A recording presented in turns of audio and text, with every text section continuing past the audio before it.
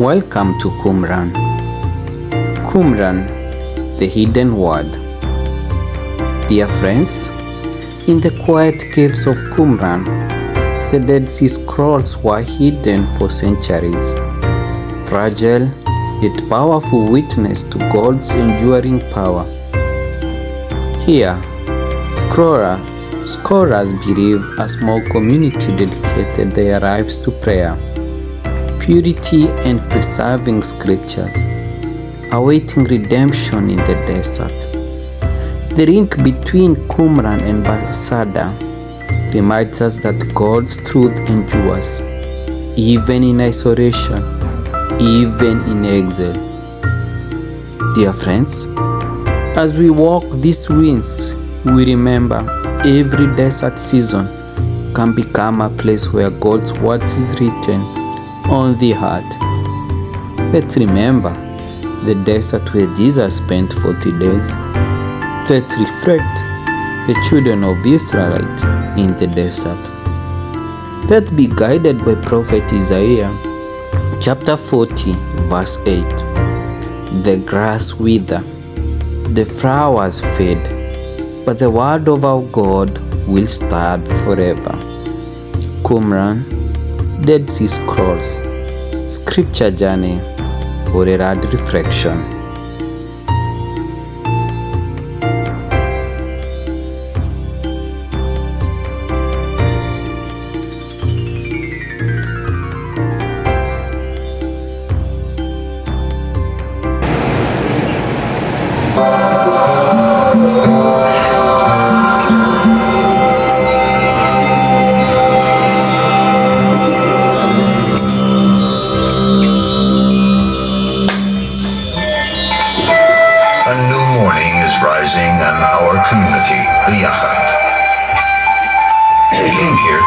The country facing the Dead Sea from Jerusalem to Galilee and the plains. We abandon families, friends, and work to come to the place where we can purify ourselves and properly prepare for the final war. Every Jew who came along did so to get close to the right way and to stay away from the sons of darkness, evil people. Among them you will even find high priests from Jerusalem. He who believes in our way is the Son of Light, and when the final war begins, all our opponents will be destroyed. But in the meantime, we are here. Here in this holy place, no one can distract our minds from worshiping the Lord. We don't possess much, and the little we have we share equally. The good Lord, He supplies us with all our needs, even in this barren desert. This morning, while working in the date grove, a neighbor from Enot Kaneh, a 5-hour walk from here, passed by. He told us of the bitter end of one John the Baptist, whose head was severed by King Herod. Suddenly, I remembered we too had one by the name of John. Years ago, he came to us and requested to volunteer. Each new candidate undergoes a thorough examination and, once accepted for a season of study, joins us in work as well. At the end of 2 years' time, just before becoming a full member, he arose, broke his vow to Yahweh, and left. Twice daily we bathe together in the purifying bath in order to be sanctified in the pure waters. And after bathing, we gather together to dine. First, we taste from the pure bread that was prepared for us by the high priests, and then from the wine. When we went for our evening's toil, we inscribed the high priest's words describing the Lord who created the spirits of light and darkness, and thereupon based every deed. The first was greatly loved by God, each of its actions desired. The second, and all that it encompassed, he despised forever. At the end of a day's work, we bathed again, and after purifying ourselves, gathered together for the evening meal. We dine in reverent silence, even when troublesome thoughts prey upon us. After the meal, I arose and asked for permission to speak. Could it be that the man who was murdered, of whom we heard from the passerby, was the same John that was with us and then left? It is not the same man, replied the high priest, and in truth we would be better employed in the studies of the Holy Scriptures rather than wasting our time in the idle talk that spoils the spirit of Yahad. The wrath that ensued was so great that a remark was noted in the book in my disfavor. After having been punished, things calmed, and we resumed our studies as we do every night until a third of the night has passed. But of these things I am not permitted to tell you. We may not reveal our secrets to anyone. Only we, the sons of light, are allowed to share the secrets of Yahad. This alone may be revealed. All is predestined. There is no free will. Even before the time of creation, it was inscribed that you, somewhere in the future, would hear and see these words. It is God's wondrous plan that brought you today to this pure and sacred place. And God willing, perhaps the secrets may be revealed unto you.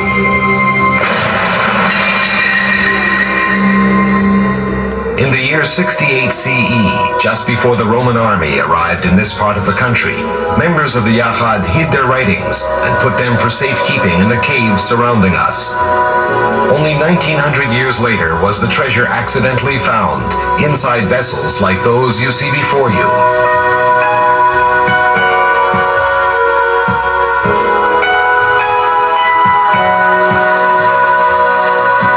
Can we go?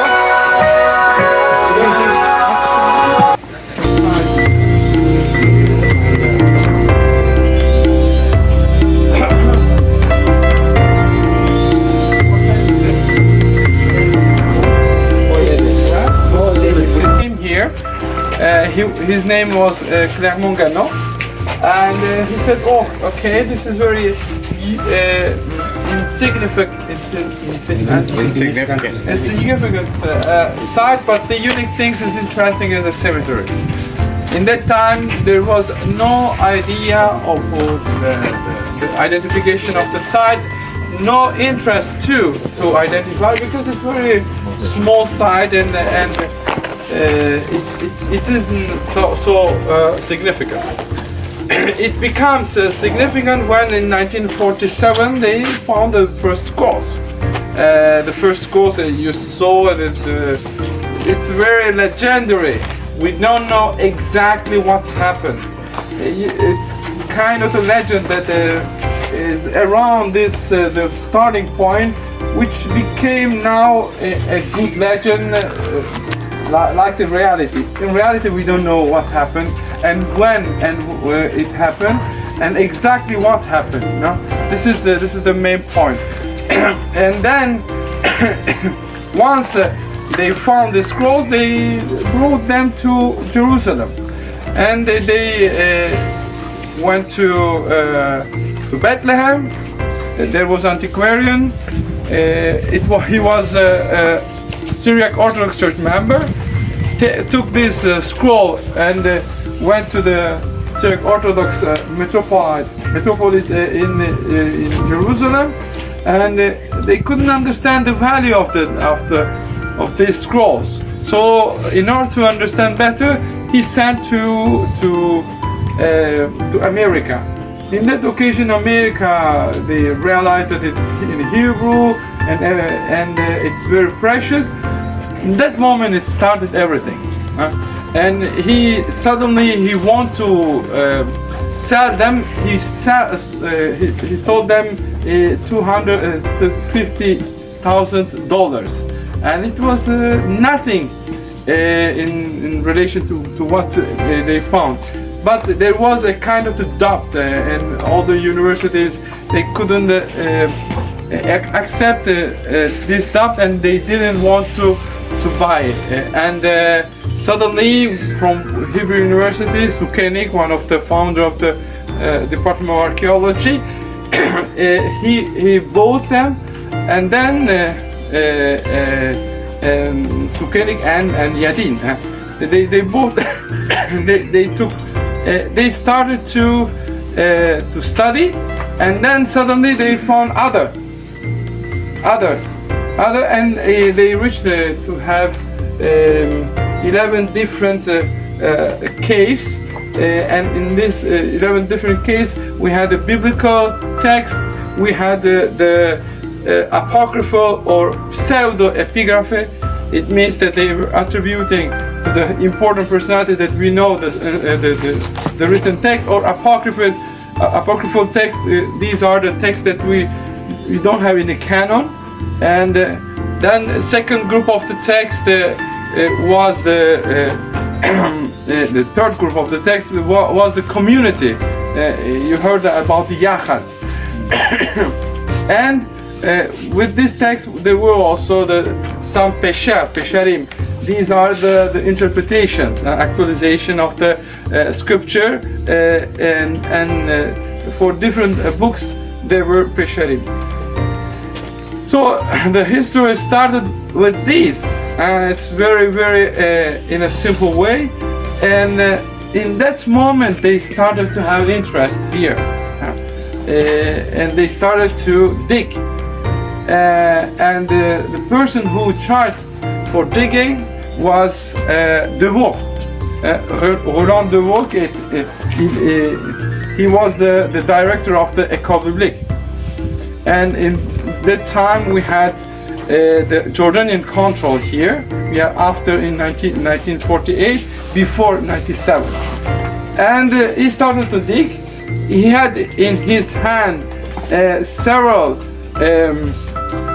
texts talking about the Essenes, like the Josephus Flavius, like the Pliny the Elder, and also the Dios Chrysostomos, talking about this community.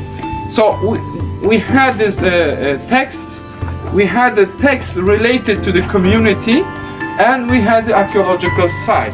Combining together, what you see there in the film, a kind of the Dominican monastery they created. This was the big critic that the other archaeologists criticized this vision. So in any case, nowadays still remains the idea of the connection between the Essenes and the site itself. After De Vaux, there was interpretation were welcome for everybody. They found thousands of the pieces, because some caves were found by the Bedouins. The Bedouins, they started to understand the value. They started to cut small pieces, and we don't know how much we have lost. And they started to sell them, and this is one of the biggest problem. If we have all the text that we have, this is integrity of the texts. So we have 900 texts, manuscripts about the Bible, on the apocryphal and communitarian texts. So this is very big treasure.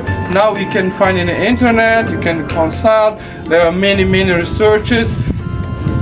In Masada we saw that it was the symbol of the nation, no resistance. Here the symbol of the Jewish culture, and for that reason Qumran is national question.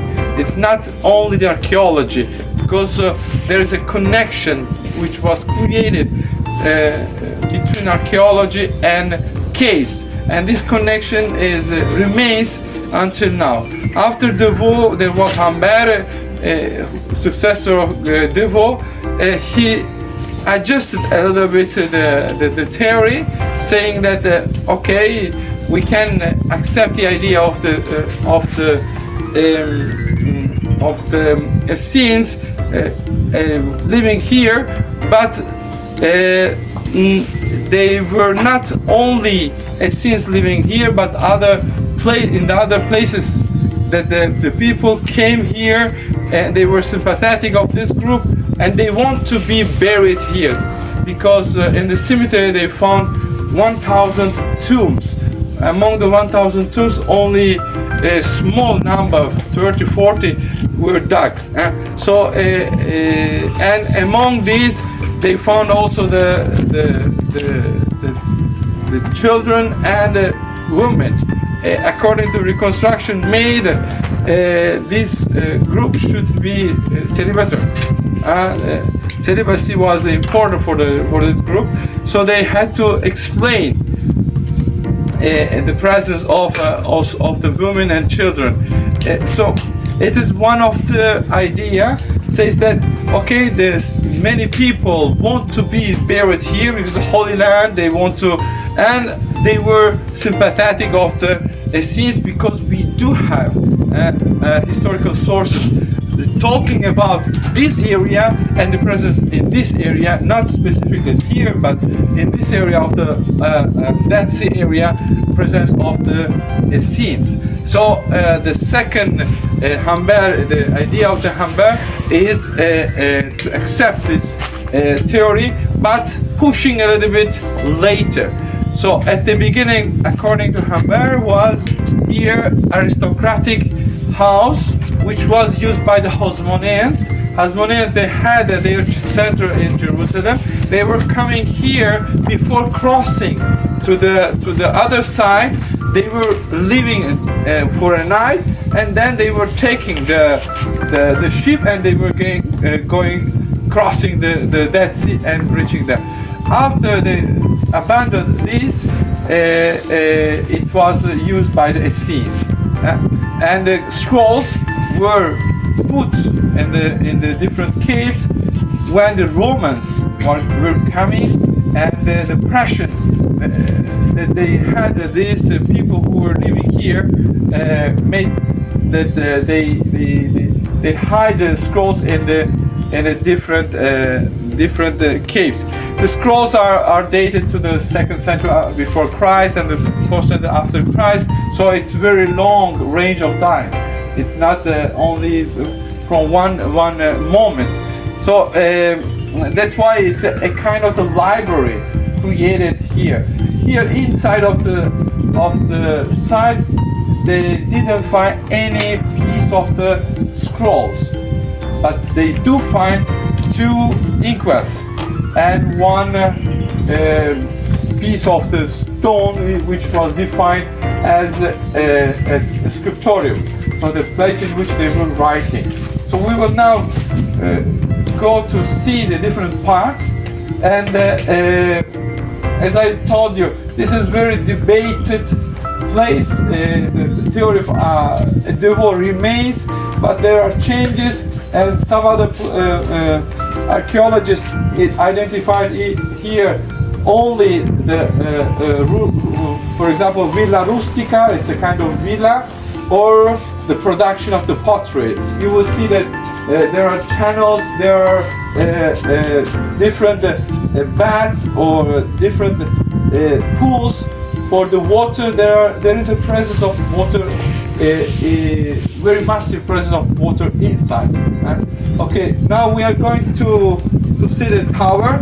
Tower is dated according to Devoa 8th century before Christ, and from tower we will see all the side, and I will explain the parts, and then we will see the details.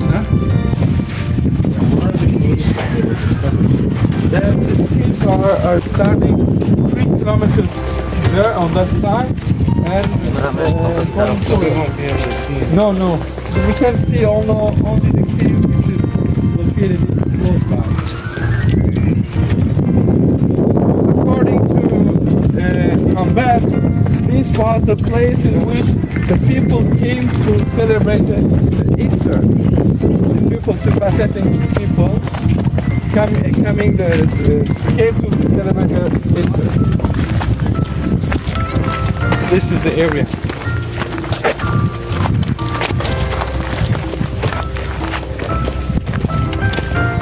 So you will have the idea of the community living in a deserted area, and every piece of the roof are identified according to these 2 sections. archaeological site is interpreted based on the divorce interpretation.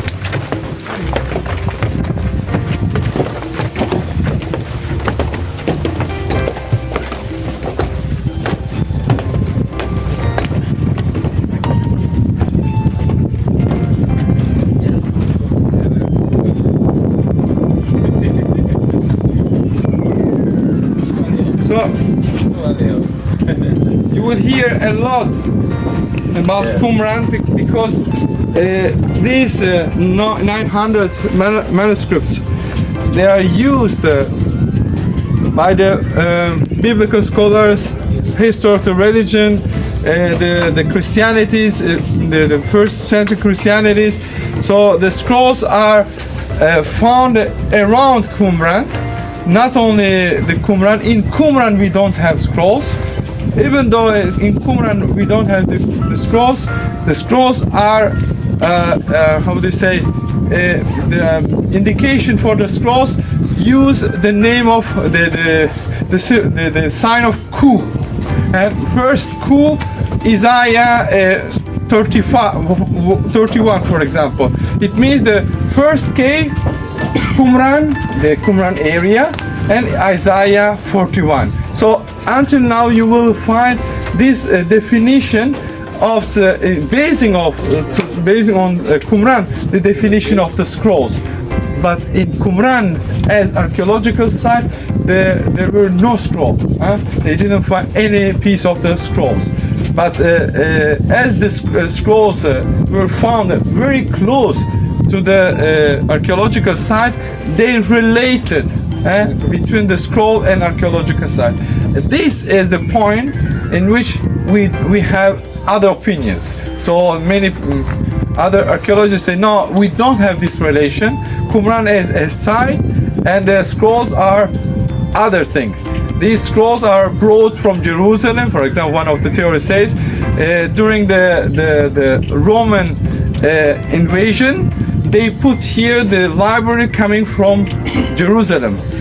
This is connecting the scroll from the side.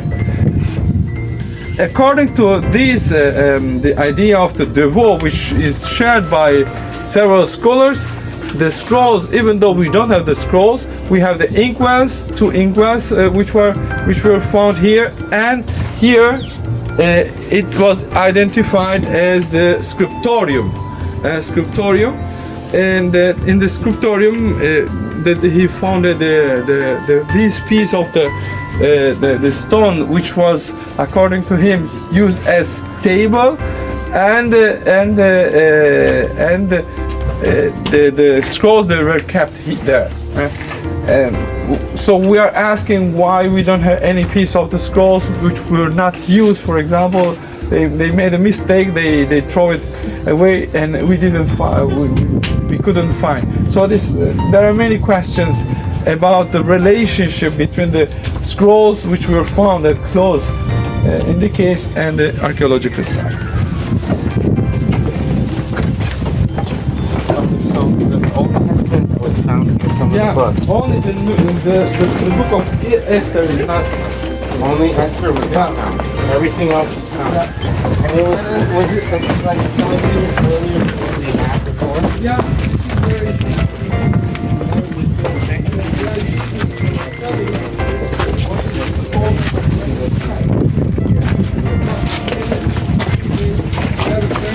Here we are talking about the first, second century before Christ. So it's interesting to see that something are changed, some other things are similar. Here is located the scriptorium. You can see there's a reconstruction. The table is similar. Now the table is in Amman, in the museum, the original one. And identification is based on the table and the inkwells that they found. And the presence, the existence of a scriptorium is coming from this connection between the caves scrolls and here. So that's why we do find here this room interpreted as scriptorium. This is the combination of the archaeology, the finding which is close, and the idea of the Essenes living here based on the written sources like Josephus Flavius, like Pliny the Elder, or also the Dio Chrysostomos. Okay. Here, the other place was interpreted as the study hall, or at the same time congregation hall, and they were doing their meetings here because of the presence of these banks and still living.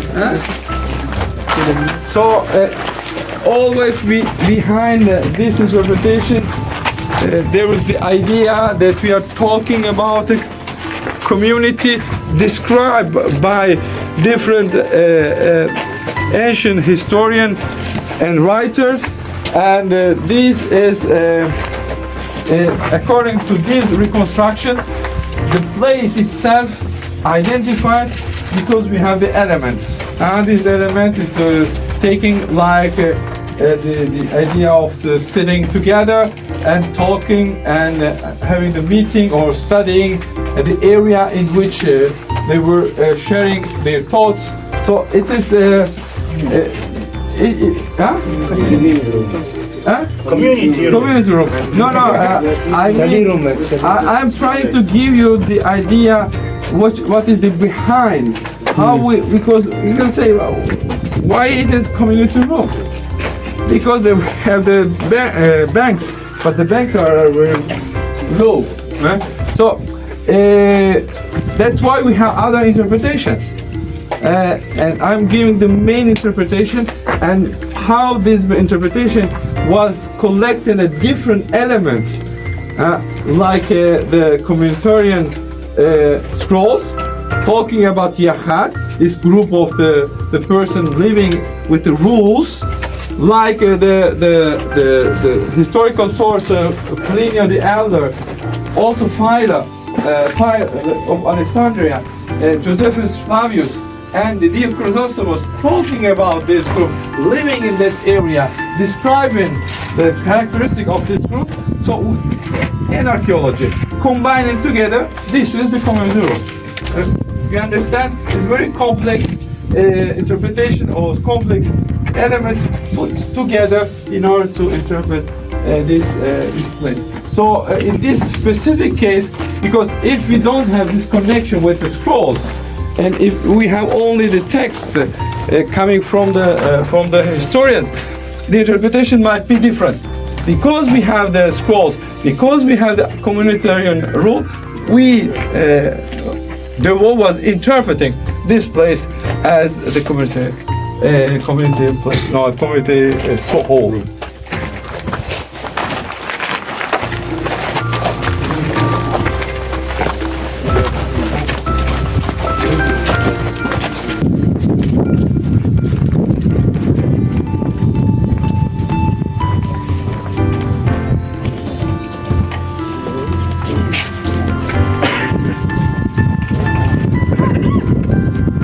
So here we have the ritual bath, and we are defining as ritual bath because of the construction. We are defining as ritual bath because of the water, because of the plaster. But at the same time, we are defining as a ritual bath because we have the description in the community rule in these documents. So they were purifying themselves. So here too we have the combination of the different elements, archaeological elements and historical element, scenes, and the scrolls related to the community itself.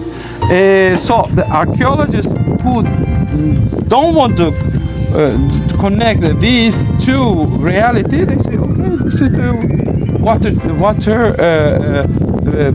pool used for other reasons, like the production of the pottery. and or Villa Rustica that they needed. They were agricultural activities, so they needed the water and they used the water. It's very interesting also to see that there was a big system to take the water from with the channels from that area. So on the mountain there were dams creating all the channels, bringing the water inside of this side. This was the source of the water, permitted to have water every time that they needed or every year. So ritual bath for Devo, but for the others only because the water was needed. Here we have refectorium. Here too we have the combination of the different elements. Because they found the bulls here close by, several bulls, and because the space is very large space, and you can have many people sitting together. The problem of this theory is that we have only public places where they were living, where they were living. Maybe in the second floor that we don't have. According to Debo, because they made a kind of a survey around the area, they found that there's some 30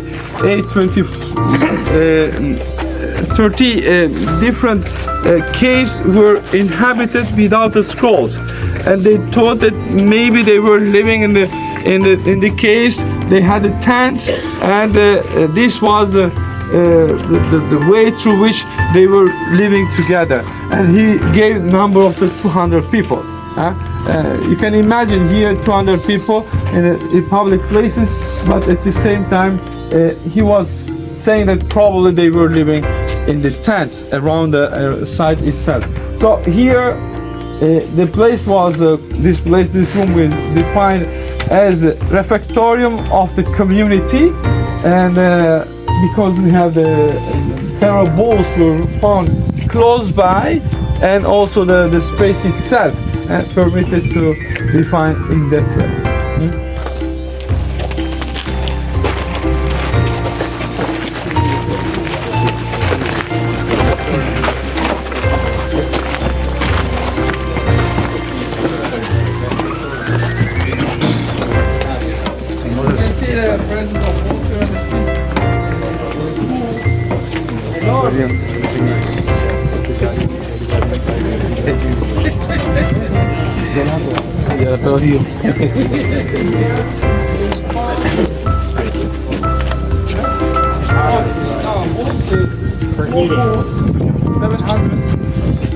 Bulls, and they were using these bulls for.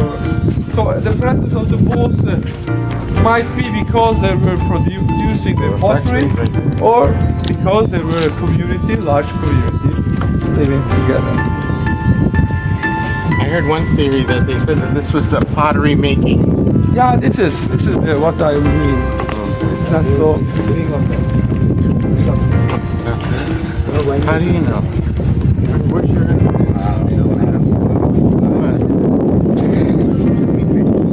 It's beautiful.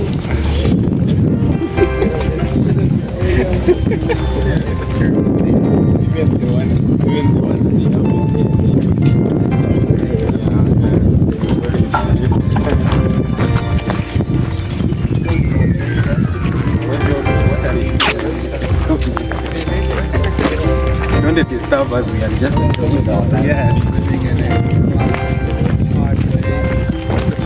John the Baptist was moving, going around, and he was free. And here they were staying always in the same place. Like a religious life. There's no stability at all.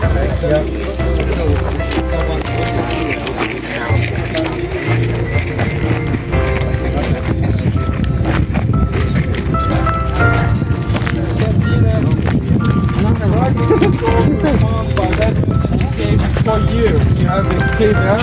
cave number 4 in front of you.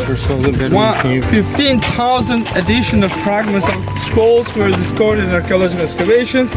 Scholars believe that a Roman soldier entered the cave in 68 and tore the scrolls, and that later they were further damaged by the climate and animals. As research proceeded, the fragments found in this cave were pieced together to produce more than 600 different scrolls. And you can imagine the scrolls that you are opening the scrolls to read. And amazing that you can see that you cannot enter inside. It's very difficult to enter. And they was containing the scrolls. And the biggest number of the scrolls were found here in front of you. So the original one where the veterans that he threw a rock and this is what is accounted. And the other is saying that one of the Bedouin was searching a shadow area, and suddenly he found. Where was that first one discovered? The first one on the 3 kilometers. Oh, that's what you're saying. Another one, you're talking about the cave, you're talking about this one here? Yeah, this one. Or the ones at the top? No, in front of you. There is another sixth, it should be here.